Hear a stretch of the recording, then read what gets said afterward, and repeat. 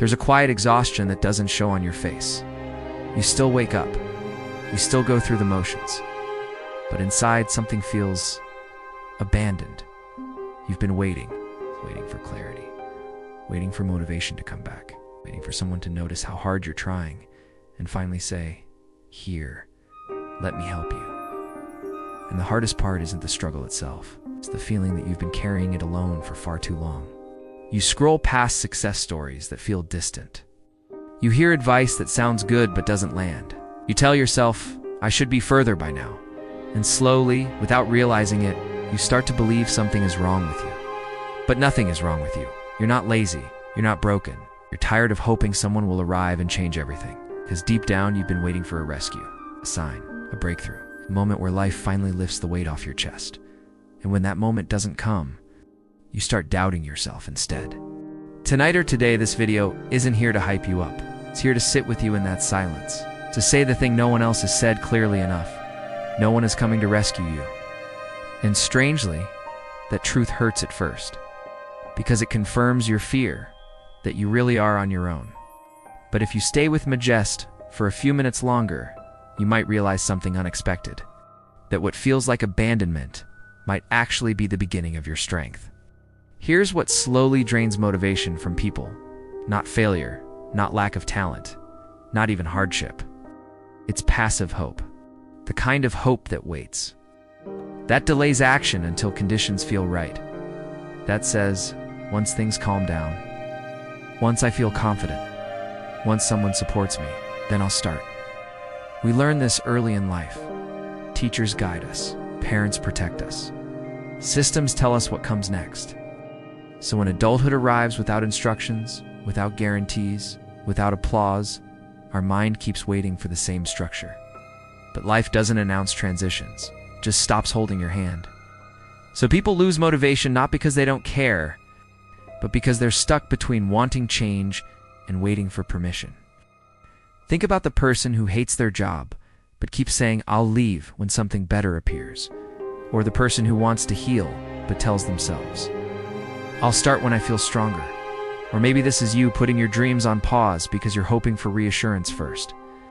The brain loves certainty. It wants guarantees before effort. But motivation doesn't work that way. Motivation follows movement, not the other way around. And when movement never begins, the mind fills the gap with self-blame. Why can't I just be disciplined? Why do others move forward and I don't? But the real issue is this. You've been waiting to be rescued from discomfort, waiting for fear to disappear, waiting for confidence to arrive, waiting for life to feel safe again. And the longer you wait, the heavier everything feels, until even small steps feel impossible. This is where people don't fail loudly. They fade quietly. Not because they lack potential, but because they keep expecting motivation to come from outside themselves. And that's the trap, because no one tells you this truth gently enough. Life doesn't reward waiting. It responds to ownership. And ownership begins the moment you accept that no one is coming to save you. But that's not the end of the story. That's where your power starts. Here's the shift that changes everything, not overnight, not dramatically, but permanently. The moment you stop asking, "Who's going to help me?" and start asking, "What can I do with what I have today?" Not tomorrow, not when you feel ready, today. This isn't about becoming hyper-disciplined or fearless. It's about ending the waiting. When no one is coming to rescue you, something subtle happens. You're no longer performing for approval. You're no longer negotiating with circumstances. You stop wasting energy hoping life will be fair. You start moving quietly. And movement doesn't have to be impressive. It just has to be honest. One uncomfortable conversation instead of avoiding it. 10 focused minutes instead of planning a perfect routine. One small promise kept to yourself instead of grand intentions broken. This is where real confidence comes from, not from feeling strong, but from proving to yourself that you can act without feeling strong.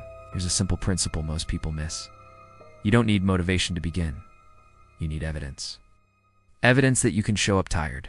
Evidence that you can move forward afraid. Evidence that you can survive a bad day without quitting on yourself. And you collect that evidence step by step. No one claps for this phase. No one notices. That's why it works. Because when you rely on external rescue, you stay fragile. But when you rely on your own follow-through, even in small ways, you become grounded. You stop asking life for permission. You stop waiting for confidence to arrive. You start acting like someone who's already responsible for their future. And here's the quiet truth. Being unrescued forces you to build skills instead of fantasies, habits instead of hope, self-trust instead of validation. That's not loneliness. That's independence being born. Once you experience that shift, even briefly, you realize something powerful. You were never meant to be saved. You were meant to step up. Not loudly, not perfectly, just consistently. Now let me tell you a story, not about someone special, but about someone ordinary who stopped waiting and changed everything. A few years ago, there was someone, let's call him Daniel. Daniel wasn't dramatic about his pain, showed up to work, paid his bills, answered messages with, "I'm fine." But every night, he lay in bed staring at the ceiling, feeling like his life was shrinking. He hated his job, but it paid enough to keep him stuck. He wanted change, but not badly enough to risk stability. And deep down, he believed that someday something would happen, a better opportunity, a sign, someone who would pull him out. Then 1 year passed. Then 2, nothing changed. What finally broke Daniel wasn't failure. It was a quiet realization during an ordinary evening. He was sitting alone, scrolling through his phone, watching other people live. The thought hit him soft, but terrifying. If nothing changes, this is my life. No rescue was coming. No interruption. No moment where everything suddenly made sense. That night, he didn't make a big plan. He didn't reinvent himself. He just made one decision: stop waiting. The next morning, he woke up 30 minutes earlier. Not to chase a dream, but to work on a skill he'd been postponing for years. Most days, he didn't feel inspired.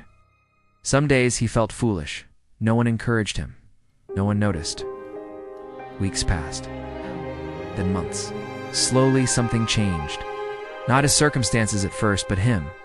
He trusted himself more. He stopped asking, "Will this work?" and started asking, "Did I show up today?" A year later, Daniel didn't become famous. He didn't win life. But he left the job that drained him. He built something small but his own. For the first time in years, he felt steady, not excited, not euphoric steady. The real victory wasn't the outcome. It was this. Daniel no longer needed saving. He'd become the person who could carry his own life forward. Once that happens, no setback feels like the end. No silence feels like abandonment. Because you finally know, even if no one comes, you will. So here's the truth. Simple, heavy, and freeing at the same time. No one is coming to rescue you. And that means no one gets to decide your worth, your pace, or your future, but you.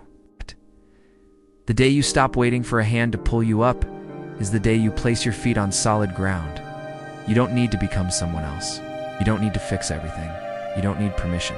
You just need to stop abandoning yourself. 'Cause every time you keep a small promise, every time you show up tired, uncertain, imperfect, you're telling your nervous system, "I can be trusted." And that trust is more powerful than motivation. Life doesn't suddenly get easier, but it becomes yours. You're in. And that's the superpower no one talks about. When no one is coming to save you, you are free to save yourself quietly, patiently, in your own way. So if this message reached you at a low point, don't take it as pressure. Take it as permission. Permission to begin again without applause. Permission to move without certainty. Permission to be your own rescue.